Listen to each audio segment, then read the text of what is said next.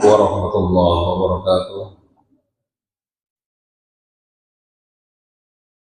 Alhamdulillah wassalatu wassalamu ala rasulillah wa ala alihi wa sahbihi wa mawala wa la hawla wa la quwwata illa billah.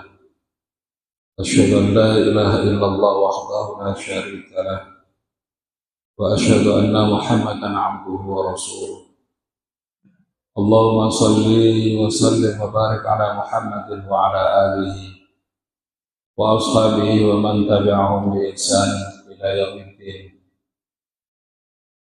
Wa ya ibadallah usikum wa nafsi bi taqwallah. Ya ayyuhalladzina amanu taqullaha haqqa tuqatih wa la tamutunna illa wa antum muslimun. Wa qala ta'ala ya ayyuhan nasu taqu rabbakumul ladzi khalaqakum min nafsin wahidah wa khalaqa minha zawjaha wa batha minhuma rijalan katsiran wa nisaa'a wattaqullaha alladzi tasaaluna bihi wal arham innallaha kana 'alaikum raqiba. Wa ya ayyuhal muslimun, alhamdulillah, marilah pada kesempatan malam hari ini kita meningkatkan takwa kita kepada Allah Subhanahu wa Ta'ala dengan menjalankan perintahnya dan menjauhi larangannya, serta kita ikhlaskan segala ketaatan kita hanya untuk mendapatkan ridhonya. Insya Allah kita semua akan dimasukkan ke dalam hamba-hamba. Dan tak lupa sholawat serta salam semoga tetap terlimpahkan kepada junjungan kita, uswah kita, suri teladan kita, Nabi Muhammad Sallallahu Alaihi Wasallam, yang telah memperjuangkan agama ini dan dilanjutkan dengan dakwah para sahabat, tabi'in, tabi'ut tabi'in, dan para ulama hingga dakwahnya sampai pada kita malam hari ini. Alhamdulillah, ini adalah satu hidayah yang Allah berikan kepada kita, nikmat terbesar, yakni hidayah Islam. Sebagaimana yang telah disabdakan, la yadkhulul jannah illa nafsun muslimatun aw mu'minatun. Tidak akan masuk surga kecuali orang yang Islam atau orang yang beriman. Karena untuk bisa masuk surga itu syaratnya harus Islam, harus iman. Tanpa Islam, tanpa keimanan, kita tidak bisa masuk surga. Dan begitu pula yang telah diikuti oleh para sahabat-sahabat terdahulu, para salafus saleh. Mereka senantiasa menjaga keimanan dan memupuk keimanannya dengan mengikuti sunnah-sunnah Nabi, menjalankan apa yang diperintahkannya dan menjauhi apa yang dilarangnya. Dan banyak orang yang melakukan amal kebaikan tapi dia tidak mendapatkan hidayah Islam, sehingga amal kebaikannya rugi dan sia-sia. Begitu pula yang terjadi pada Rasulullah SAW. Pada suatu hari Rasulullah pernah ziarah mengunjungi makam ibundanya Siti Aminah. Kemudian beliau di situ menangis. Karena melihat Rasulullah menangis, maka sahabat-sahabat yang ada di sekitarnya pun ikutan menangis. Lalu Rasulullah bersabda, aku telah minta izin kepada Tuhanku agar aku diberikan izin untuk bisa memohonkan ampun untuk ibuku ini. Tapi Allah tidak memberiku izin. Lalu aku minta izin kepada Allah, Tuhanku, agar aku tetap diberikan izin untuk bisa ziarah ke kuburnya. Lalu Allah memberiku izin. Ma'asyiral muslimin, dalam cuplikan cerita hadis tersebut, betapa hidayah Islam itu mengikat antara satu muslim dengan muslim lainnya. Dengan Islam itu pula orang bisa saling memintakan ampun satu sama lain. Kita bisa memintakan ampun saudara-saudara kita yang telah mendahului kita. Alladzina sabaquna bil iman, yang telah berpulang ke rahmatullah dengan membawa iman. Kita bisa mintakan ampun untuk mereka kepada Allah Subhanahu wa taala. Dan itu boleh. Sementara orang yang mati dalam keadaan kafir itu tidak bisa. Begitu pula yang dialami oleh mamanda tercinta Abu Thalib. Dia pun mati dalam keadaan kafir. Sehingga suatu hari Abbas, paman Rasulullah yang lain, bertanya kepada Rasulullah, ya Rasulullah, Abu Thalib telah banyak menolong engkau. Abu Thalib juga merawat engkau. Dari engkau kecil, usia 8 tahun engkau sudah tidak punya siapa-siapa. Ayah kami Abdul Muthalib sudah pergi meninggalkan engkau, dan engkau diambil alih pengasuhannya oleh paman engkau Abu Thalib. Beliau juga yang menolong engkau dari intimidasi dan gangguan orang-orang kafir Quraisy. Apakah semua yang telah dia usahakan bermanfaat untuknya? Lalu Rasulullah berkata,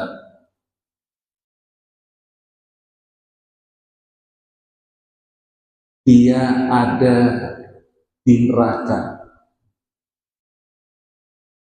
dan Allah memberikan keringanan siksa kepadanya dengan mencelupkan kakinya di atas air yang tidak sampai ke mata kaki. Itulah siksa yang paling ringan. Namun itu sudah cukup membuatnya tersiksa karena otaknya mendidih. Kata Nabi, "Falaula ana lakana fi darkil asfali minan nar." Kalau bukan karena aku yang memintakan keringanan siksanya, tentu Allah akan masukkan paman Abu Thalib ke dalam neraka yang paling dasar, kerak neraka. Bidarkil asfali minan nar. Dari beberapa cuplikan hadis di atas, ikhwan fillah yang dirahmati Allah Subhanahu wa taala. Sekali lagi kita syukur alhamdulillah hingga sampai saat ini Allah masih memberikan nikmat iman dan Islam kepada kita semuanya, sehingga kita tetap menjadi hamba-hamba Allah yang taat insyaallah, dan kita berusaha untuk tetap mengikuti ajaran yang dibawa oleh Rasulnya. Pada kesempatan malam hari ini kita akan melanjutkan kajian tafsir Ibnu Katsir, masih membahas surat Al-Mutaffifin, yaitu orang-orang yang curang dalam menakar atau menimbang. Pada kesempatan minggu yang lalu kita telah singgung sedikit dari ayat 1 sampai ayat 6.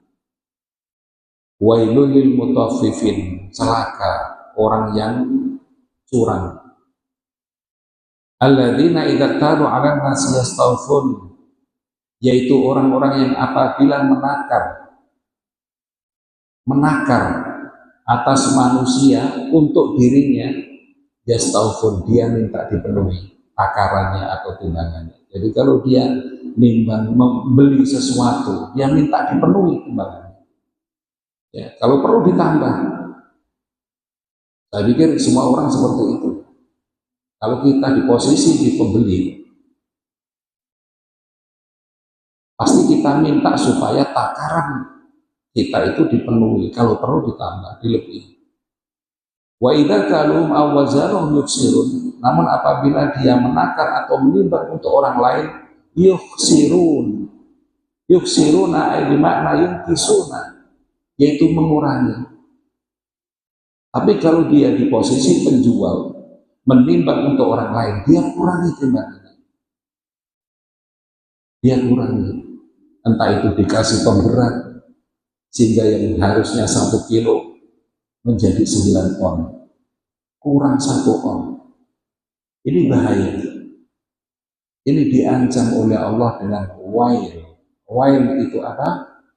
Wail itu bisa bermakna kebinasaan, kecelakaan bagi orang-orang yang suka menakar, mengurangi takaran atau timbangan, sama seperti kondisinya yang menimpa pada kaum-kaum terdahulu seperti kaum Madyan, kaumnya Nabi Syuaib, yang mereka memiliki hobi mengurangi timbangan. Kalau dia menimbang untuk dirinya, dia minta dipenuhi, kalau perlu ditambah. Dan inilah dulu kebiasaan orang-orang Madinah. Dia memiliki kebiasaan yang buruk, suka mengurangi takaran, suka mengurangi timbangan. Ketika turun ayat ini, mereka menjadi orang yang paling bagus adabnya di dalam transaksi jual beli, tidak pernah mau mengurangi timbangan atau takaran.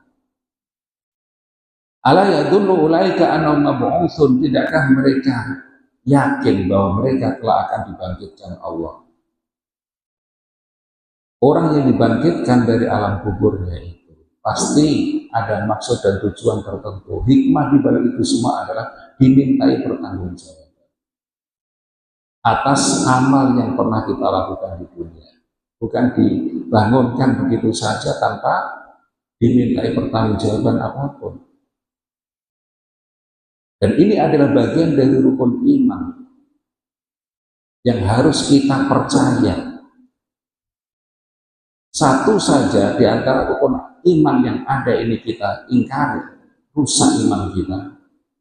Dan salah satu rukun iman itu adalah percaya bahwa akan ada hari kebangkitan atau yaumul ba'ats atau yaumul jaza atau yaumul mizan, semuanya bermakna sama. Orang dibangkitkan, dan ketika orang dibangkitkan itu, kata Nabi, tidak ada tempat untuk kaki kita menapak. Ini sudah kita bahas pertemuan yang lalu. Sampai untuk menapakkan kaki saja susah. Karena apa? Saking banyaknya umat manusia itu nanti, sehingga untuk menggeser telapak kaki kita barang 1 senti pun itu susah. Kalau kita lihat sekarang ini masih ada tempat, kalau nggak berdiri di sini bisa di situ, bisa di sana, bisa di sana. Nanti ketika yaumul ba'ats, ketika manusia itu dibangkitkan dari alam kuburnya, tidak ada tempat lagi untuk menapak kaki kita kecuali apa yang kita injak. Karena logikanya, berapa banyak manusia yang mati mendahului kita, sudah berapa juta, sudah berapa miliar manusia yang mati mendahului kita, semua itu dibangkitkan. Dan barangkali di bawah kita, jauh di kedalaman di bawah kita itu juga banyak manusia yang mati, dan itu juga akan dibangkitkan. Tiba-tiba langsung berjudul ada orang. Sehingga Rasulullah pernah berdoa, ya Allah, aku mohon kepadamu perlindungan dari buruknya hisab nanti di akhirat, dan buruknya dan sempitnya menapak kaki, telapak kaki nanti di akhirat. Jadi ini pernah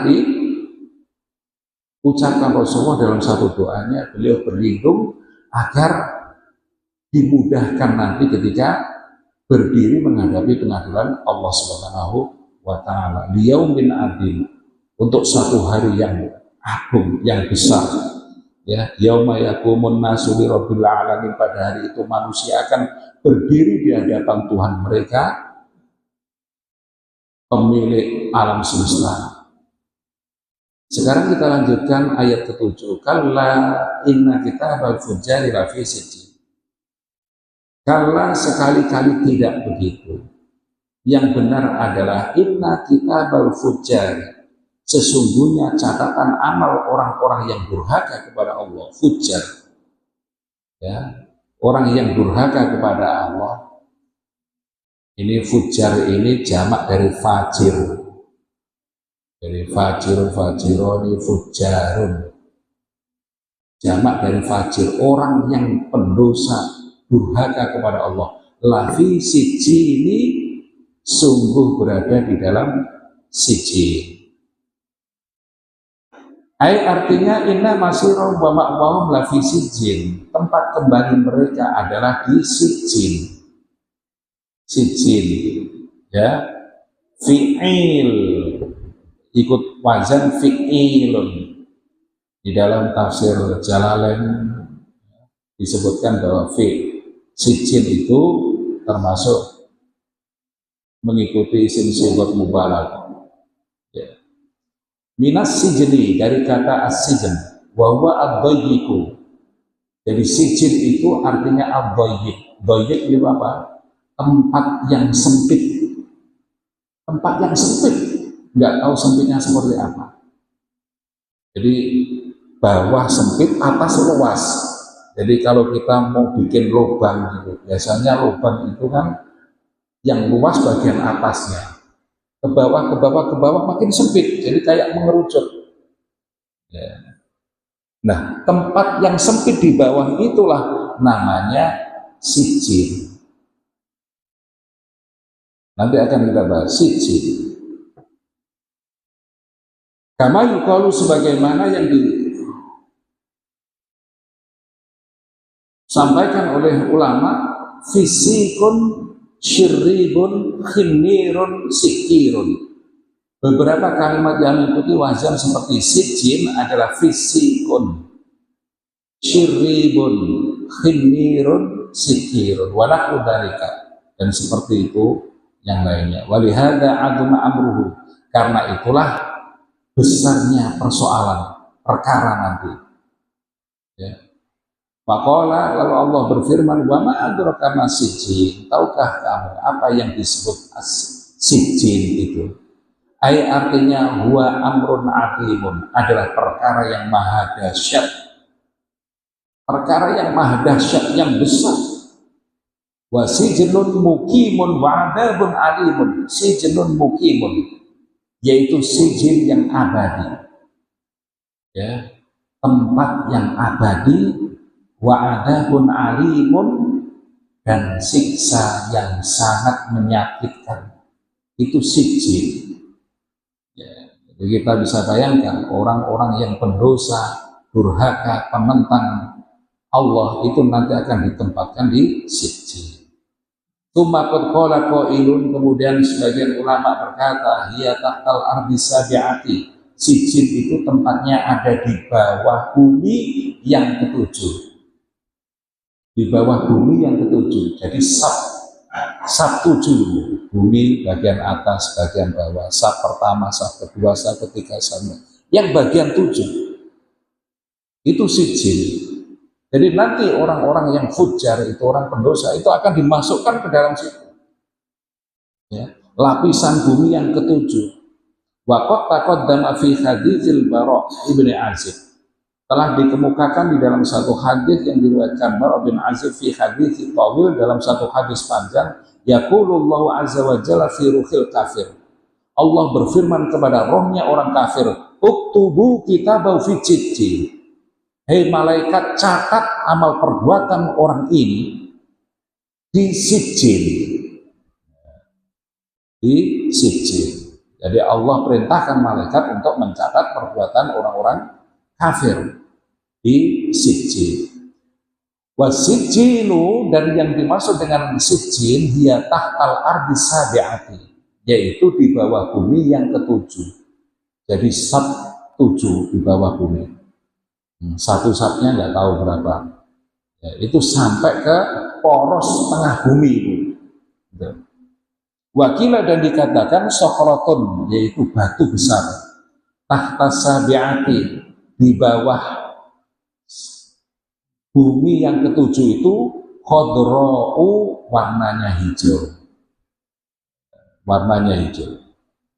Wakila, dan ada pula yang menyebutkan bi'run fi jahannam. Sijin itu ada yang berpendapat itu adalah sebuah sumur yang ada di neraka jahanam.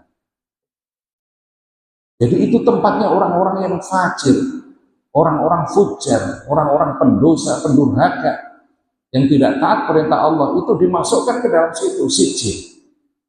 Ya. Jadi ada yang berpendapat bahwa yang disebut sijin adalah bi'run fi jahannam, satu sumur yang ada di dalam neraka jahanam. Wa qad rawa Ibnu Jarir fi dzalika haditsan ghariban munkaran la yasih.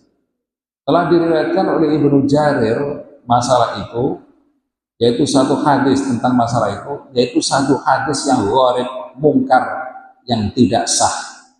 Faqala, lalu dia berkata, haddatsana Ishaq bin Wahb bin Al-Wasiti, telah menceritakan kepada kami Ishaq bin Wahb Al-Wasiti. Haddatsana Mas'ud bin Musa ibnu Muskan Al-Wasiti. Haddatsana Nasr bin Khuzaimah Al-Wasiti an Syu'aib ibn Safwan an Muhammad ibn Ka'ab Al-Quradi an Abi Hurairah, dari sahabat Abu Hurairah radhiyallahu anhu, anin Nabi, dari Nabi sallallahu alaihi wasallam, qala, bersabda Nabi, al-falaku, yang disebut falak adalah jubun, yaitu sumur, lubang, fi jahannama, yang terdapat di dalam neraka jahanam, mughallon, yang tertutup. Sumur itu tertutup. Wa amma sijin maftuhun, adapun sijin itu terbuka. Ya, jadi di sini ada dua kata yang berbeda. Ulama membedakan perbedaan antara falaku, al-falak.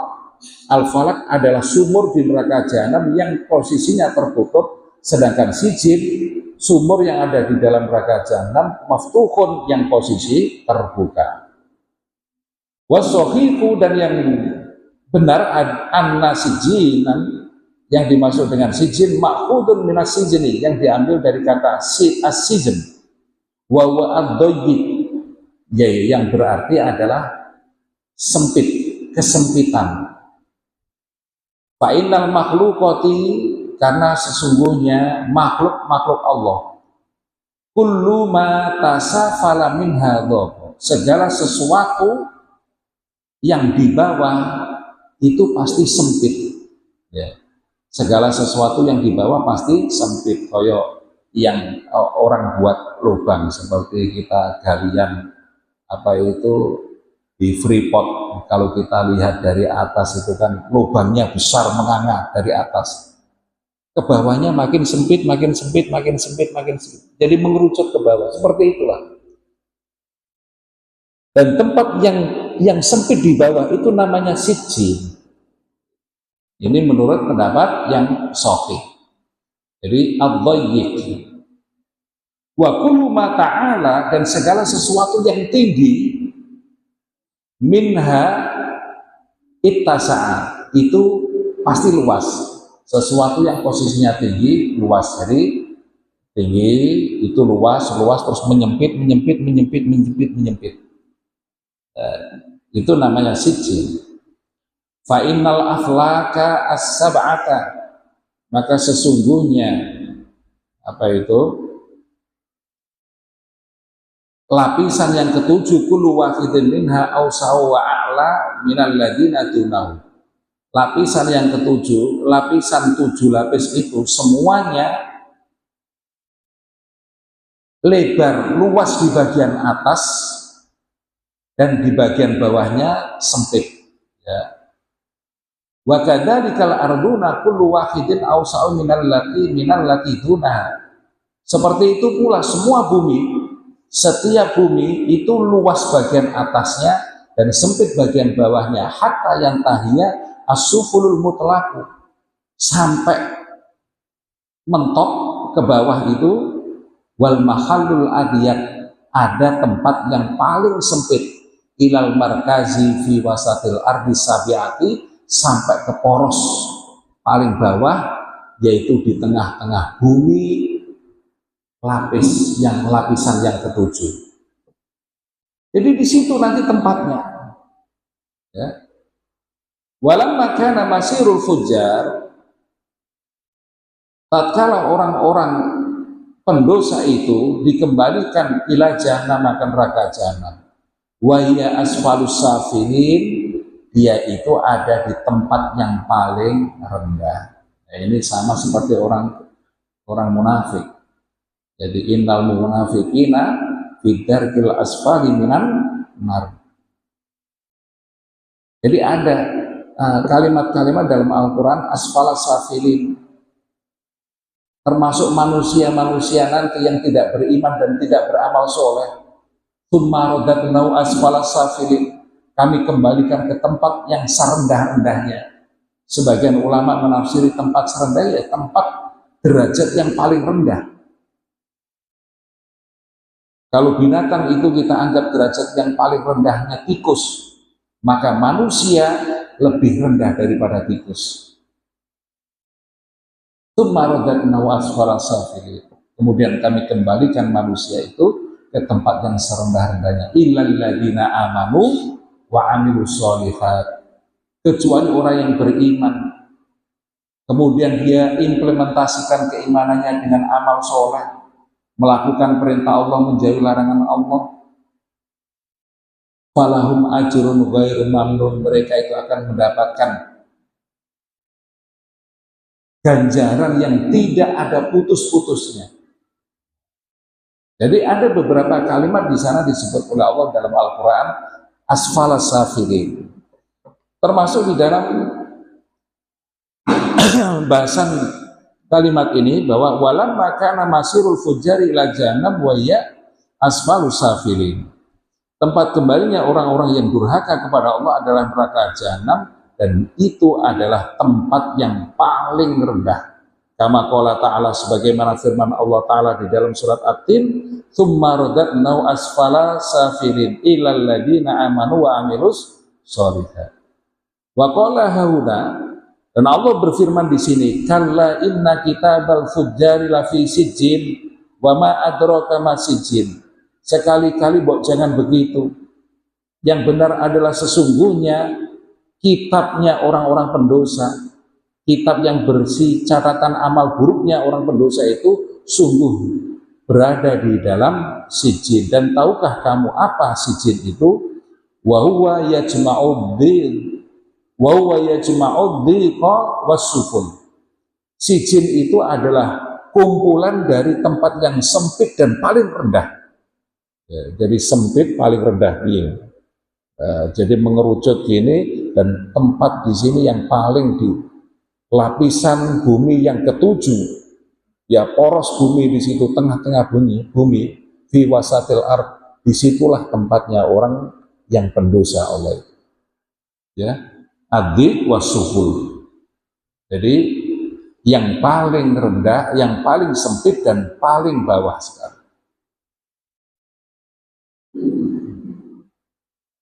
Kama qala, sebagaimana firman Allah Ta'ala, wa idza ulqu minha makanan dayyiqan muqarranina da'u hunalika thubura. Apabila mereka dilemparkan ke dalam neraka jahanam, ke dalam tempat yang sempit, muqarranina, dengan digabungkan. Muqarranina itu bermakna digabungkan, maksudnya dengan dibelenggu tangan kakinya. Jadi tangan kaki dibelenggu gitu.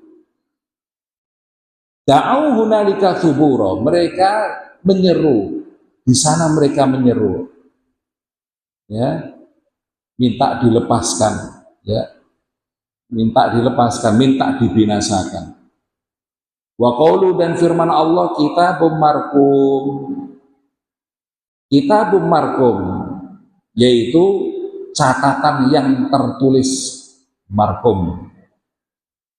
Laisa tafsiran liqauli, tidak ada penafsiran, tidak ada penjelasan untuk firman Allah wa ma adraka masijin. Wa inna ma huwa tafsiru lima kutiba lahu minal masiri ila sijin. Kitabun marqum adalah penafsiran untuk yang dicatat bagi mereka tempat kembali adalah neraka siji. Artinya marqumun maktubun mafrugun minhu, yaitu catatan yang ditulis, ya, yang ditulis, mafrugun minhu yang dikosongkan, maksudnya yang dirampungkan, yang sudah selesai. Jadi catatan itu berisi tentang catatan amal perbuatan manusia. Nanti kalau catatan itu sudah tertulis semuanya, ditutup, la yuzadu fi ahadun, tidak ada seorang pun yang bisa menambahinya, wala yunqasu minhu ahadun, dan tidak pula ada yang dapat menguranginya. Jadi catatan manusia itu kalau sudah tertutup, udah, itu nanti yang akan kita pertanggungjawabkan di hadapan Allah. Qaul Muhammad bin Ka'ab al-Quradi, demikianlah pendapat yang disampaikan Muhammad bin Ka'ab al-Quradi. Suma qala, kemudian Allah berfirman, wailu yauma idzil lil mukadzibin, celakalah pada hari itu orang-orang yang berdusta, orang-orang yang mendustakan. Artinya idza saru yaumal qiyamati ila ma au adahumullah minas sijin,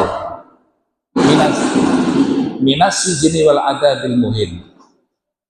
Kelak pada hari kiamat mereka itu akan mendapatkan apa yang telah Allah janjikan untuk mereka berupa as-sijin, yaitu sijin yang pernah yang tadi kita bahas, tempat yang sempit, wal adabil muhin, dan siksa yang menghinakan. Jadi itu orang-orang yang mendustakan kebenaran, tidak percaya, tidak mengikuti kebenaran itu, mukadzibin. Wa qad taqaddamal kalamu ala qawlihi, dan telah diutarakan ya pada kesempatan yang lalu firman Allah mengenai tentang wailun.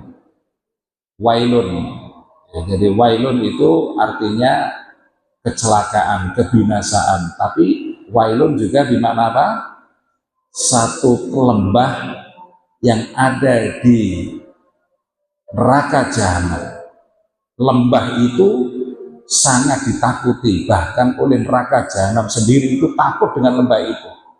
Di dalam satu hadis disebutkan bahwa neraka jahanam tidak kurang dari 400 kali dalam sehari minta supaya dia dijauhkan dari lembah itu. Pada neraka jahanam itu udah panas, masih ketakutan dengan lembah itu. Dan lembah itu menurut ulama, sebagian ulama, itulah disebut wail, lembah wail. Itu namanya wail. Jadi ada yang mengatakan bahwa wail itu neraka wail. Siapa yang mendapatkan ancaman neraka wail? Itu ada di dalam surat Al-Ma'un. Fawailun lil musallin, maka neraka wail bagi orang-orang yang sholat. Apa? Kenapa? Alladzina hum an sholatin sa'un, mereka yang melalaikan sholatnya, menunda-nunda sholatnya hingga keluar waktunya. Ketika sudah mau habis waktu sholat, dia baru sholat, sehingga sholatnya seperti burung gagak yang sedang mematuk-matuk. Allahu Akbar, Allahu Akbar, Allahu Akbar, Allahu Akbar. La yadhkuruna Allah illa qalila, mereka tidak ingat Allah kecuali hanya sedikit. Mereka itu diancam dengan neraka wail.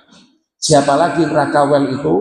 Neraka wail itu diperuntukkan lil muraina, bagi orang-orang yang suka pamer, riya. Mereka juga diancam dengan neraka wail. Itulah pengertian wailun. Bima aghna'an i'adatihi, karena itu cukup, tidak perlu diulangi lagi. Ya. Jadi Imam Ibnu Katsir menganggap bahwa pembahasan wail sudah pernah disampaikan, jadi tidak perlu diulangi lagi. Wa annal murada min dzalikal halaku wad damar, yang dimaksud dengan wail adalah al halaku, yaitu kehancuran, ya, kebinasaan, wadamar, dan kehancuran, sebagaimana yang telah diucapkan wailun li fulan, celakalah, binasalah bagi si fulan. Wa kama jaa fil musnadi wa sunan min riwayati Bahz Ibni Hakim, sebagaimana satu hadis yang terdapat di dalam musnad dan sunan riwayat Bahz Ibnu Hakim Ibnu Muawiyah bin Hayadah, ada yang menyebut Haidah, dari bapaknya, dari kakeknya, dia berkata, qala Rasulullah sallallahu alaihi wasallam, Rasulullah pernah bersabda, wailun lilladzi yuhadditsu fayakdzibu, celakalah, binasalah bagi orang yang bicara tapi dia dusta, ngomong tapi goroh. Sifatnya orang munafik. Jadi ucapannya tidak bisa dipegang. Nek ngomong goroh lucuan. Celaka itu, diancam wailun lilladzi yuhadditsu fayakdzibu. Celaka bagi orang yang bicara tapi dia dusta. Liyadhikan nasa, untuk agar orang lain tertawa. Nah ini nggak boleh. Ini diancam wailun.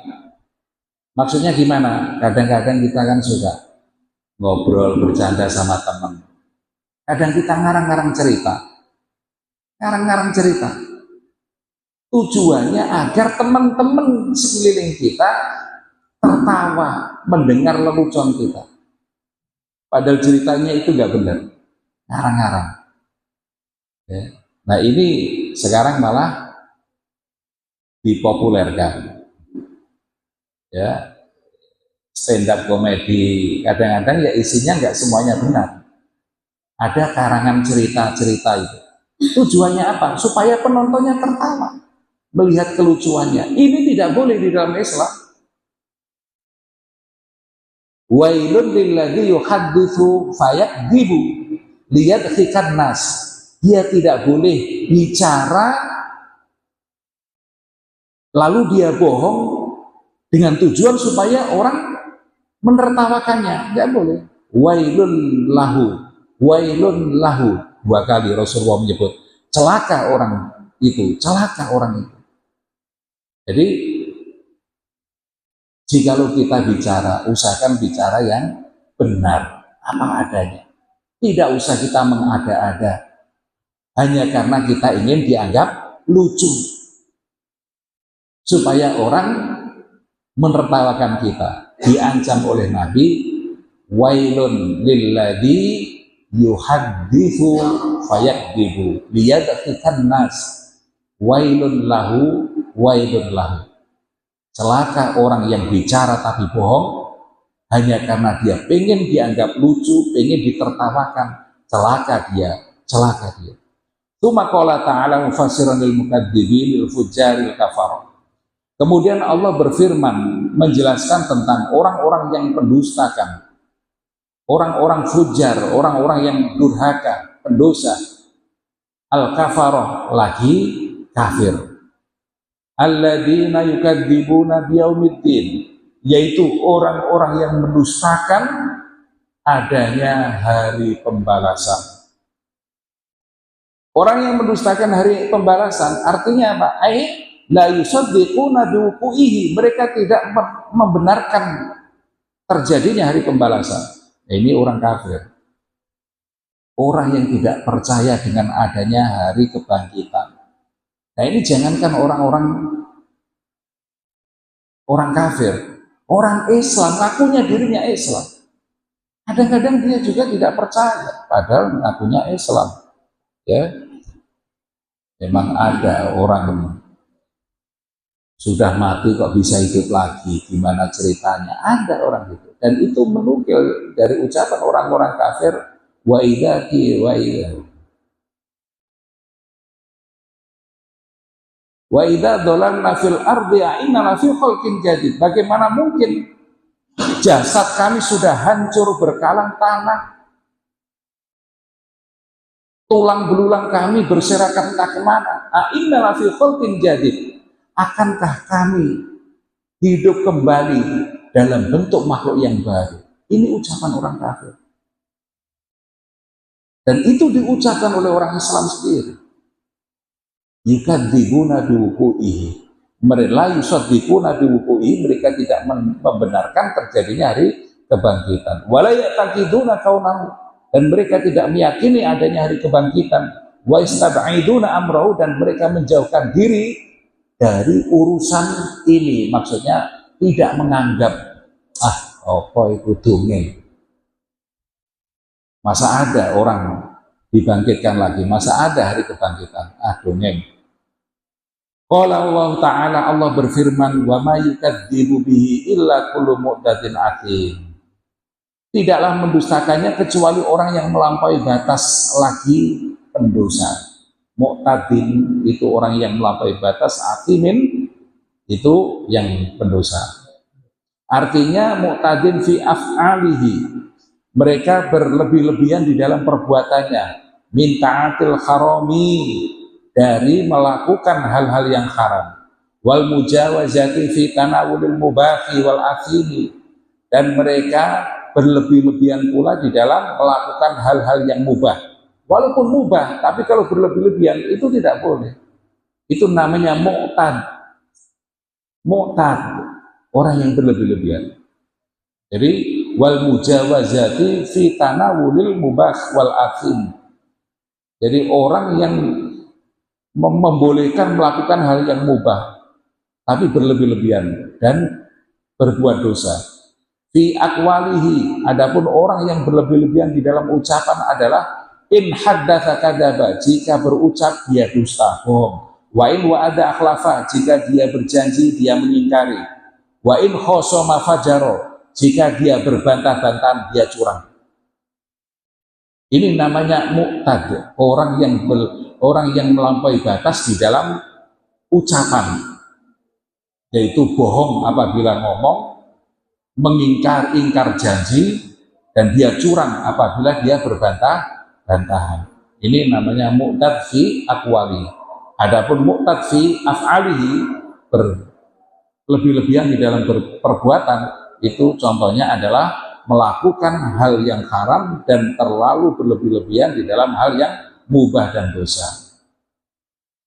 Wa qaulu, dan firman Allah, idza tutla alaihi ayatuna qala asatirul awwalin, apabila dibacakan kepadanya tentang ayat-ayat kami, dia berkata asatirul awwalin, itu dongeng zaman dulu, itu dongeng orang-orang dahulu.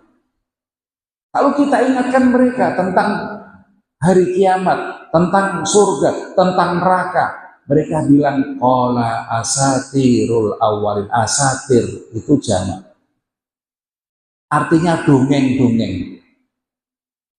Iku cerita-cerita mbah-mbahmu biyen, iku gak ono ngono di surga neraka, iku gak ono.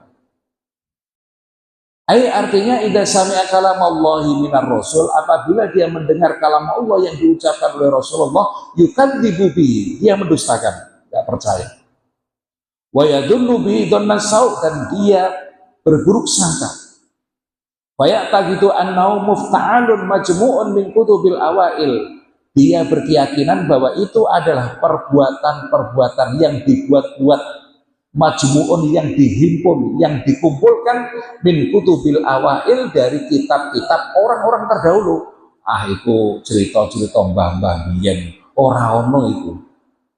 Jadi dianggap cerita-cerita Al-Qur'an itu, kisah-kisah Al-Qur'an itu, baik kisah masa lampau atau kisah yang akan datang, dianggap asatirul awalin, dongeng belaka. Itu orang-orang kafir. Orang-orang kafir. Kama qala, sebagaimana firman Allah, wa idza qila lahum, apabila dikatakan kepada mereka, mada anzala rabbukum, apa yang diturunkan oleh Tuhan kamu? Qalu, mereka berkata asatirul awwalin, itu dongeng-dongeng orang zaman dulu. Surat An-Nahl ayat 24. Wa qala, dan Allah berfirman, wa qalu, dan mereka berkata asatirul awwalin, itu adalah dongeng-dongeng orang-orang terdahulu, iktatabaha, yang dia tulis, fayatumla alaihi bukratan wa asila, kemudian dibacakan kepadanya bukratan di waktu pagi, wa asilan, dan di waktu sore, di waktu petang hari. Ah, itu dongeng zaman biyen sing diwacana karo anak putune, anak-anake di waktu pagi dan sore. Kayak kita dongengin ceritanya anak-anak kalau mau tidur. Kita sering cerita tentang Rasulullah, tentang sahabat, tentang kisah para nabi. Itu oleh orang kafir dianggap apa? Dongengan, dongeng belaka, dongengan orang-orang terdahulu. Ya. Iktatabaha fayatumla alaihi bukratan wa asila, yang dibacakan kepadanya pada waktu pagi dan sore hari. Persis dianggap bocah cilik, diwacano tafsir, berkisah tentang Fir'aun. Emang kamu pernah hidup di zaman Fir'aun? Dibantah mau. Kalau kita cerita tentang kenikmatan surga, emang kamu pernah masuk surga? Ada kan? Dan itu keluar dari mulut orang yang ngaku dirinya muslim. Tapi dengan hal-hal yang gaib seperti ini mereka mengingkari. Dan itulah yang disebut dengan al-mukadzibin, orang yang mendustakan. Ya. Dan itu tersebut di dalam Al-Quran surat Furqan ayat 5. Allah Ta'ala berfirman, kalla bal rona ala qulubi ma kanu yaksibun. Mbok jangan begitu. Bahkan hati-hati mereka telah tertutup dengan apa yang telah mereka usahakan. Karena kebanyakan mereka mendustakan, jadi kebenaran apapun yang datang kepada mereka itu tidak pernah dipercaya sebagai satu kebenaran. Karena hatinya sudah tertutup. Rona itu artinya tertutup. Artinya laisal amru kama za'amu. Yang benar bukanlah seperti itu, yang seperti yang mereka sangkakan, bukan. Wala kama qalu, dan tidak seperti apa yang mereka ucapkan, inna hadzal Qur'an asatirul awwalin, bahwa sesungguhnya Al-Qur'an ini adalah dongengan orang-orang terdahulu, bukan. Bal huwa kalamullah, tapi Al-Qur'an adalah kalamullah wa wahyuhu, dan wahyu Allah, wa tanzilu ala rasulihi sallallahu alaihi wasallam, yang diturunkan kepada Rasulullah sallallahu alaihi wasallam. Jadi Al-Qur'an ini adalah kalamullah. Kalamullah, wahyu Allah yang diturunkan kepada Rasulnya. Ya. Dan dinilai ibadah bagi orang yang membacanya, itu kalamullah Al-Quran. Wa innama hajaba qulubahum, akan tetapi Allah telah menutup hati-hati mereka anil imani bihi, dari beriman kepada Al-Quran. Ma'alaiha minar rain alladzi qad labisa qulubu min katratid dunubi wal khotoya. Dia telah tertutup hati-hatinya, ya. Hatinya sudah diliputi oleh banyaknya dosa dan kesalahan. Jadi orang kalau sudah terlalu banyak dosa, banyak salahnya, semakin jauh dia melangkah dalam perbuatan maksiat, semakin tertutup hatinya itu. Ada titik-titik hitam yang membungkus hatinya sehingga kebenaran apapun tidak akan bisa diterima sebagai satu kebenaran. Makanya ini harus kita pahami. Jadi ada orang seperti itu, dikandani bolak-balik, gak pernah ngrungokno, gak pernah percaya. Ya udah ya. Apakah dengan demikian kemudian dakwah berhenti? Tidak, tetap kita dakwah. Karena dakwah itu adalah satu kewajiban tersendiri. Urusan dia mau menerima dakwah kita atau tidak, itu urusan lain. Dakwahnya kita sendiri itu sudah bernilai sedekah. Amrun bil ma'rufi shadaqah, wa nahyun 'anil munkari shadaqah. Dakwahnya kita amar ma'ruf nahi 'anil munkar itu sudah bernilai sedekah. Urusan dia mau menerima ataupun tidak, itu hal yang lain. Ya. Justru dengan mereka ini menjadi ladang pahala kita untuk mendapatkan pahala dari Allah Subhanahu wa taala. Walihada qala ta'ala, karena itulah Allah berfirman, kalla barrona ala qulubi ma kanu yaksibun. Sekali-kali tidak, bahkan hati-hati mereka telah tertutup dengan apa yang telah mereka perbuat. Warrainu ya'tari qulubal kafirin. Ar-rain telah menutup hati-hatinya orang kafir. Wal ghaimu lil abrar. Sedangkan ghaim telah menyeliputi hati-hatinya orang yang baik. Wal ghainu dan ghain lil muqarrabina, meliputi hatinya orang-orang yang dekat dengan Allah, orang yang terdekat dengan Allah. Jadi ada beberapa kalimat dan dibedakan masing-masing kalimat. Ar-rain, al-ghaimu, dan al-ghaim. Al-ghaimu dan al-ghaim. Wa qad rawa Ibnu Jarir At-Tirmidzi wa Nasai wa Ibnu Majah min turukin, dari beberapa jalan, dari Muhammad bin Ajlan, dari Qa'qa bin Hakim, dari Abu Saleh, dari Abu Hurairah, dari Nabi sallallahu alaihi wasallam, Rasulullah bersabda, "Innal 'abda idza atnaba dzamban," apabila seorang hamba itu telah berbuat dosa, kanat nuktatun sauda'u fi qalbi, maka akan terdapat titik hitam di hatinya. Kata Nabi, kalau ada orang berbuat dosa, maka hatinya ada titik hitam. Fa'in taba, apabila dia bertaubat minha, dari kesalahan itu, sukila qalbuhu, maka hatinya dilicinkan lagi oleh Allah. Sukila bermakna dilicinkan, dihaluskan, artinya dibersihkan. Jadi kita melakukan dosa, langsung kita bertobat, astagfirullah, itu dibuang, dihilangkan titik hitam. Tapi kalau kita biarkan berbuat dosa lagi, maka akan terdapat banyak titik-titik hitam. Titik-titik hitam itu kalau sudah menyelimuti hati manusia, dan saking banyak dan lamanya tidak kita hilangkan, maka akan berkarat. Mungkin seperti karatnya kaca, kalau sudah kotor itu susah hilang. Seperti itulah hati manusia kalau berbuat dosa. Wa qala Tirmidzi, dan Imam Tirmidzi mengatakan hadis hasanun shahihun, hadis hasan lagi sahih.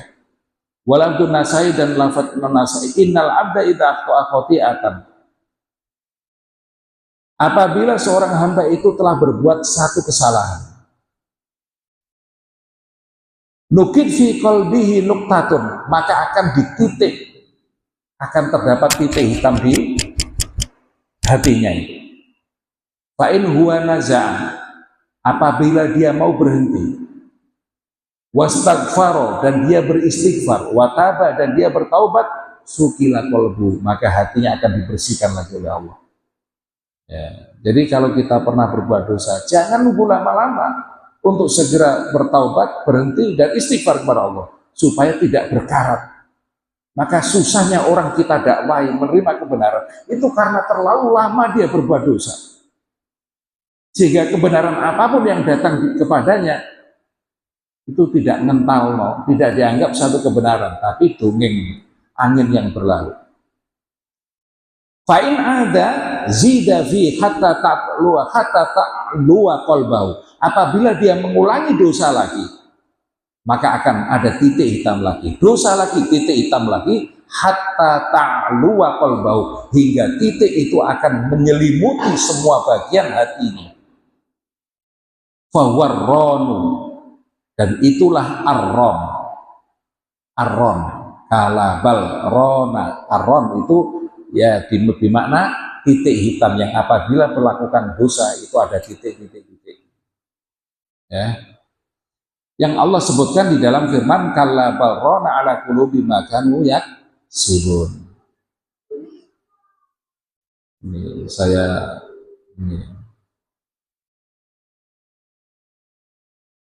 saya menukil begini. Hasan Al-Basri pernah berkata, wa dambu ala dambi, ia adalah dosa di atas dosa. Jadi wis dosa nglakoni dosa malih, durung disepuro nglakoni dosa malih, dosa di atas dosa. Ad-dambu ala dambi hatta ya'mal qalbu, sehingga hati menjadi buta, fayamutu, dan mati. Hati sudah buta, tidak bisa melihat kebenaran, dan mati, sudah tidak bisa lagi dihidupkan. Seperti itulah yang dikatakan Mujaid Ibnu Jarir dan Qatadah dan Ibnu Zaid dan yang lainnya.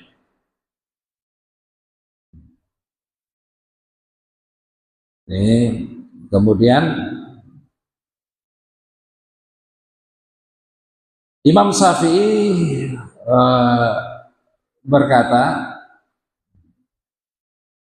fi ghayatil husni, itu adalah kesimpulan yang bagus, wa huwa istidlalun bimafhumi hadil ayat, dan itu adalah petunjuk di dalam memahami ayat ini, kama dalla alaihi mantukun, sebagaimana yang ditunjukkan secara tersirat, secara tersurat maksudnya. Wujuhi yauma idin nadhirah ila rabbiha nadhirah, yaitu wajah-wajah yang pada hari itu dia akan melihat Tuhannya, nadhirah, melihat Tuhannya. Surat Al-Qiyamah ayat 22, 23. Jadi orang yang ini kala innahum ar-rabbim yauma idin la mahjubun, sekali-kali tidak, sesungguhnya mereka itu pada hari itu akan terhalang melihat wajah Tuhannya. Jadi orang yang berdosa itu nanti tidak akan bisa melihat wajah Allah. Hanya orang-orang yang beriman yang bisa melihat wajah Allah. Nah, itu disebutkan di dalam beberapa ayat. Ada nukilan hadis, ya.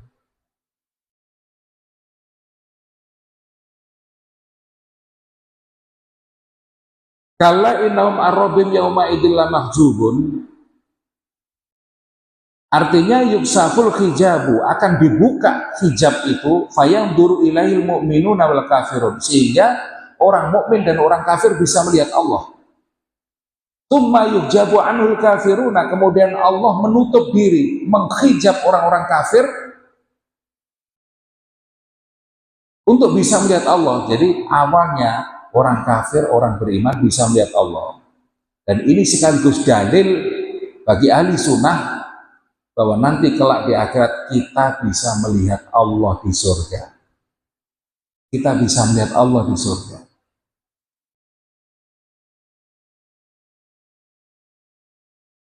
Awalnya Allah bisa dilihat oleh orang kafir dan orang beriman. Tsumma yujabu anhul kafiruna, kemudian Allah menghijab dirinya dari orang-orang kafir. Wa yanzuru ilaihil mu'minun, sehingga hanya orang-orang beriman saja yang bisa melihat Allah. Kulla yaumin ghudwatan wa 'ashiyatan, setiap hari, setiap pagi dan setiap sore. Ini jadi summa innahum lasolul jahim, kemudian sesungguhnya mereka itu akan masuk ke dalam neraka jahim. Ayat artinya summahum ma'a hadzal firman an ru'yatir rahman min ahlin niran. Di samping itu mereka juga akan dimasukkan Allah ke dalam neraka jahim, karena di samping mereka juga tidak bisa melihat Allah, mereka akan dimasukkan ke dalam neraka jahim min ahlin niran, menjadi bagian dari penduduk neraka. Tsumma yuqalu hadzal ladzi kuntum bihi tukadzibun, kemudian akan dikatakan kepada mereka, ini siksa yang dulu engkau pernah dustakan. Jadi diingatkan oleh Allah, dulu kamu pernah mendustakan bahwa tidak akan ada siksa, tidak akan ada balasan di akhirat. Hari ini telah aku nyatakan di hadapan matamu, di hadapanmu, bahwa ada siksa itu. Tsumma yuqalu hadzal ladzi kuntum bihi tukadzibun, akan dikatakan kepadanya, ini yang dulu pernah kamu dustakan. Artinya yuqalu lahum dzalika ala wajhi taqri'i wa taubihi wa tasghir wa tahqir. Itu adalah ucapan Allah yang dimaksudkan untuk takri. Takri itu bermakna apa? Mengecam mereka. Bisik kowe gak percaya, saiki delok. Nah, kalau bahasa kita begitu, takri. Wa taubih, dan menjelekkan, menghinakan mereka. Wa tasghir, dan menghinakan mereka, mengecilkan itu tasghir, menghinakan. Wa tahqir, dan merendahkan mereka. Ya. Jadi ucapan hadzal ladzi kuntum bihi tukadzibun, ini dulu yang pernah kau dustakan. Kau tidak percaya surga, tidak percaya neraka. Hari ini telah engkau buktikan sendiri bahwa siksaku itu nyata. Nah, Allah tujuannya adalah untuk menghinakan mereka, mencemooh mereka, dan mengancam mereka. Ikhwanu fillah yang dirahmati Allah Subhanahu wa taala, untuk sementara kita sampai ayat 17. Ya, mudah-mudahan sedikit ini bisa bermanfaat. Hadanallahu wa iyyakum ajma'in. Subhanakallahumma wa bihamdika asyhadu an la ilaha illa anta astaghfiruka wa atubu ilaik. Wassalamualaikum warahmatullahi wabarakatuh.